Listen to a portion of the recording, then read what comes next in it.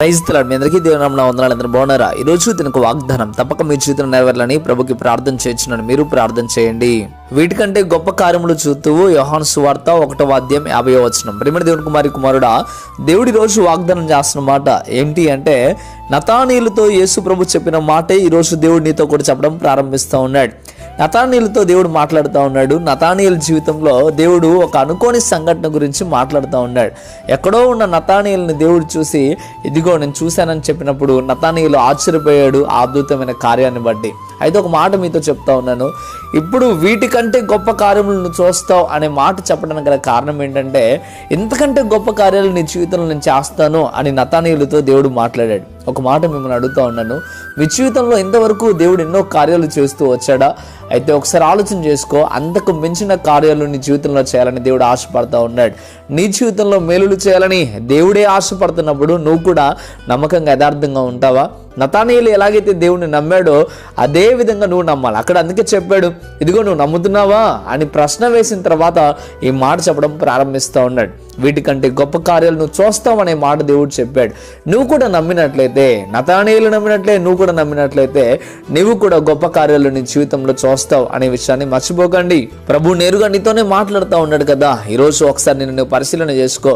ఇంకా నమ్మకపోతే దేవుడు నీ జీవితంలో కార్యం చేయలేడండి. కొంతమంది వింటూ ఉన్నారు ఈ వాగ్దానాన్ని, ఇప్పటి వరకు మా దేవుడు మాకేం చేశాడులే ఈ మేలు, ఇక మీద చేసేదే ఉందిలే అనుకుంటున్నావా? అయితే దేవుడు నీతోనే మాట్లాడుతూ ఉన్నాడు. నీకు నమ్మకం లేకపోవడం వల్లనే ఇంతకాలం దేవుడు మేలు చేయలే. ఒకసారి నమ్మరాదు, దేవుని యందు విశ్వాసం సంపూర్ణంగా ఉంచరాదు. దేవుని యందు నమ్మకం ఉంచినప్పుడు దేవుడు ఎవరిని కూడా త్రీసివేయడండి. తప్పక దేవుడు చెప్తా ఉన్నాడు, నమ్మిన వారి పట్ల దేవుడు తప్పక మేలు చేస్తూ ఉంటాడు. ఇంకా మీరు గొప్ప కార్యాలు చూడాలి అంటే నమ్మకం ఉంచడం ప్రారంభించండి. నమ్మకం ఇంతవరకు ఉంచిన వారు ఇక మీదటనైనా నమ్మకం ఉంచడం ప్రారంభించండి. నమ్మిన వారు ఇంకా మీ జీవితాల్లో వీటికంటే గొప్ప కార్యాలు మీ జీవితంలో యేసయ్య చేయబోతా ఉన్నాడు. నమ్మకంతో విశ్వాసంతో ప్రార్థన చేయండి, కనిపెట్టుకుని ఉండండి. మంచిది. నేనైతే మీకోసం ప్రార్థన చేస్తా ఉన్నాను, మీరు ప్రార్థన చేయండి. ప్రార్థన. పరిశుద్ధుడా, మహోన్నతుడ, గొప్ప దేవుడా, మీకు వేలాది స్తోత్రం. అవునైనా ఈరోజు నేరుగా మీరు మాతో మాట్లాడటం ప్రారంభిస్తూ ఉన్నారు. వీటికంటే గొప్ప కార్యాలు మీ జీవితంలో చేస్తా అని చెప్పారు. అవునైనా ఈ సంవత్సరం అంతట్లోనైనా ఎన్నో కార్యాలు మాకు చేసుకుంటూ వచ్చారు. ఇంకా గొప్ప కార్యాలు మీరు చేయబోతున్నందుకు లెక్కలేని స్తోత్రాలు.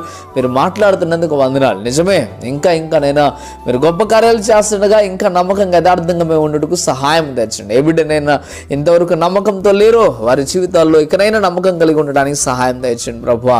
నమ్మిన వారి పట్ల మీరు మేలులు చేయమని, ఉన్నతమైన స్థితికి మీరు మార్చమని, ఈరోజు వాగ్దానాన్ని వింటున్న ప్రతి బిడ్డ జీవితంలో నెరవేర్చమని, ఈ రోజు నుండే నీ బిడ్డల జీవితాల్లోనైనా మీరు గొప్ప కార్యాలు చేయడానికే మీరు మాట్లాడారు. అందుని బట్టి వందనాలు, స్తోత్రాలు. అయ్యా, నీ బిడ్డల పట్ల ఉన్నతమైన కార్యం చేస్తున్నందుకు లెక్కలేని స్తోత్రం చెప్తూ ప్రభు అయిన యేసు పరిశుద్ధ నామములో అడిగి వేడుకుంటున్నాము తండ్రి.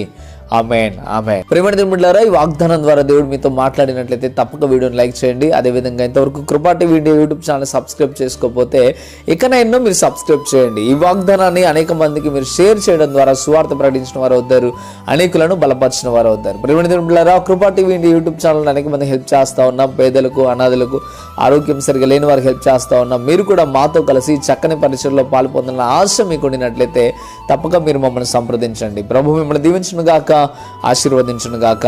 ఆమేన్. God bless you.